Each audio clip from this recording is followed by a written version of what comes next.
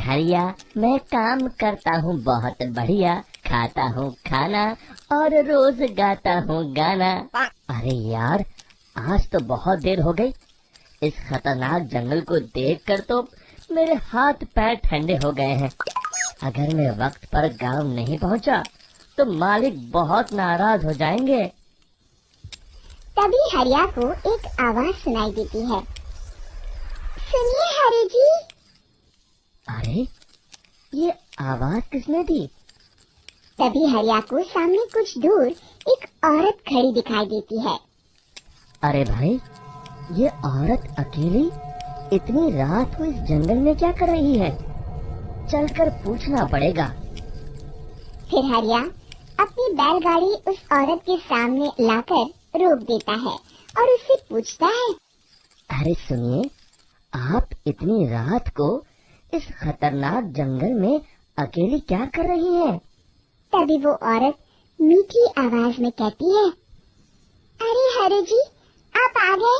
मैं कब से आपका इंतजार कर रही थी।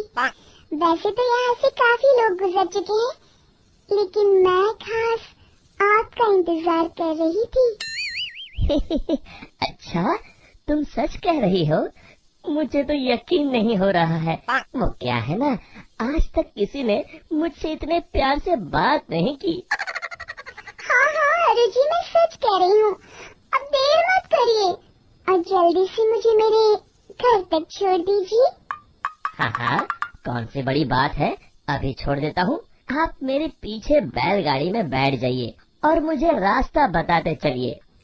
फिर वो औरत हरिया की बैलगाड़ी में बैठ जाती है और हरिया बैलगाड़ी हाँकता हुआ आगे चल पड़ता है। फिर उस औरत के बताए हुए रास्ते पर चलते चलते हरिया बैलगाड़ी लेकर एक काली गुफा के आगे आकर रुक जाता है। हरिया उस औरत से पूछता है। हाँ देवी जी, आपका घर कहाँ है? यहाँ तो एक गुफा के अलावा और कुछ नहीं है। तभी अचानक वो औरत हवा में उड़ने लगती है। देखते ही देखते उसका सुंदर रूप एक डरावनी चुड़ैल में बदल जाता है और वो जोर जोर से हंसती है। अरे तुम्हें एक नंबर का बेवकूफ निकला।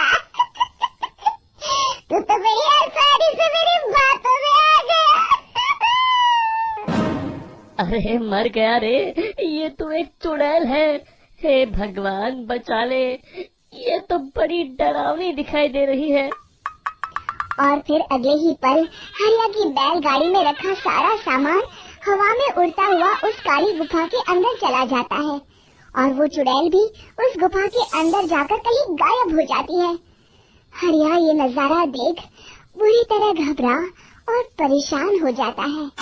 अरे, ये चुड़ैल तो मेरा सारा सामान लेकर गुफा में गायब हो गई। अब क्या होगा? अगर मैं गांव खाली हाथ गया तो मालिक मेरी अच्छी खबर लेंगे। मेरी इस बात का कोई यकीन भी नहीं करेगा। फिर आखिर वही हुआ। हरिया के मालिक चंपक सेठ को हरिया की किसी भी बात पर रत्ती भर भी यकीन नहीं हुआ। चंपक सेठ को लगा हरिया झूठ बोल रहा है और उसने ही लालच में आकर सारा सामान हड़प कर लिया है। फिर हरिया को बेईमान समझकर चंपक सेठ उसे काम से निकाल देता है।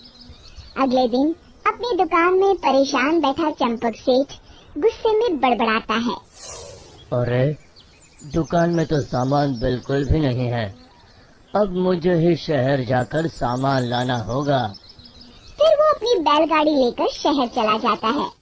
शहर से सामान लेकर जब चंपक सेठ वापस गांव लौट रहा होता है, तभी उसे एक आवाज सुनाई देती है। चंपक जी, ओ चंपक जी। अरे, ये तो कोई मेरा नाम लेकर मुझे पुकार रहा है। फिर उस रास्ते में वही औरत खड़ी दिखाई देती है। फिर क्या था, हरिया की तरह चंपक सेठ भी उस औरत के पास अपनी बैलगाड़ी लेकर जाता है और वो भी उसकी चिकनी चुपड़ी बातों के मुंह जाल में फंस जाता है। फिर चुड़ैल उसे भी अपनी गुफा तक ले जाती है और उसका सारा सामान लेकर गुफा में गायब हो जाती है। बेचारा चंपक सेठ लाचार होकर खाली हाथ गांव लौट आता है। फिर ये उस जंगल में रोज की बात हो जाती है। जो कोई भी शहर से कुछ लेकर गांव की तरफ लौटता, वो चुड़ैल उसे बेवकूफ बनाकर उसका सारा सामान लेकर गुफा में गायब हो जाती। एक दिन हरिया एक लकड़हारे को उसी जंगल की तरफ जाते हुए देखता है। फिर हरिया उसे रोकते हुए कहता है, अरे भाई, क्यों अपनी मौत को दावत दे रहे हो? मेरी बात मानो, आगे जंगल में मत जाओ, वहाँ एक बड़ी भयानक चुड़ैल रहती है। लकड़हारा हरिया की बातों को नजरअंदाज करते हुए कहता है, अरे भाई, मुझे पहले ही बहुत देर हो चुकी है, मुझे जाने दो भाई। शाम तक लकड़ियाँ काट कर शहर के बाजार में बेचना है। तुम अपनी ये कहानी किसी फुर्सत में बैठे इंसान को सुनाओ, अब मैं तो चला। इतना कहकर लकड़हारा वहाँ से आगे जंगल की तरफ चला जाता है। फिर अगले दिन गांव के मुखिया के घर के बाहर बहुत सारे लोग जमा हो जाते हैं। तभी हाथ में कुल्हाड़ी लिए खड़ा लकड़हारा कहता है, अरे मुखिया जी, अब आप ही हमें बचाइए उस जंगल वाली चुड़ैल से। हमारा सारा काम तो शहर से ही होता है। अरे मुखिया जी, उस चुड़ैल की वजह से तो मैं पूरी तरह बर्बाद हो गया हूँ।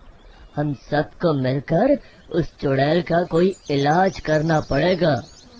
तभी भीड़ में खड़ा वीरा कहता है, आप लोग चिंता मत करिए, कल से वो चुड़ैल किसी को नहीं लूट पाएगी। मेरे पास एक बहुत अच्छी तरकीब है। तभी चंपक सेठ उसका मजाक उड़ाते हुए कहता है, अरे तेरा नाम वीरा है तो क्या हुआ? तूने अभी उस चुड़ैल को देखा नहीं है? जाकर अपना काम कर, बड़ा आया। तब मुखिया जी कहते हैं, नहीं नहीं चंपक सेठ, मुझे लगता है हमें इस लड़के को एक मौका देना चाहिए। फिर सभी गांव वाले मुखिया जी की बातों से सहमत हो जाते हैं और वीरा शाम को एक बैलगाड़ी में कुछ सामान लादकर उस जंगल की ओर चल देता है। वीरा, ओ वीरा, कहाँ जा रहा है? तभी वीरा मुड़ के देखता है, वही चुड़ैल एक औरत के रूप में खड़ी है। अरे बहन जी, मैं आपको ही ढूंढ रहा था। देखिए, मैं आपके लिए क्या लाया हूँ। अरे वाह, तो खुद मेरे लिए इतना सामान लाया है। तू ही अकेला गांव में समझदार है। जरा देखो, मैं भी खोल के बड़ी भूख लगी। जैसे ही चुड़ैल उस सामान पर से कपड़ा हटाती है, एक भगवान शिव की तेज रोशनी उसके अंदर मूर्ति से निकलती है और चुड़ैल अपने असली रूप में आकर जलने लगती है। अरे मैं जल रही हूँ, बचाओ! बचाओ! ओम नमः शिवाय!